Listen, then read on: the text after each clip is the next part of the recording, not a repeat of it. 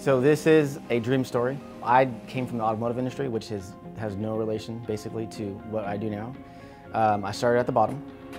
My initial plan was to learn as much as I possibly could, align myself with smart people, and work hard. At VPE, we solve problems. That's our primary function, is to solve problems. You know, whether it be aerospace, medical, heat exchangers, gas and oil, things of that nature. What makes my job fun is the challenge of working on the jobs themselves and also training. I love to train people. It's important, and that's what I look forward to, and in conjunction with the cool jobs that we get that are challenging.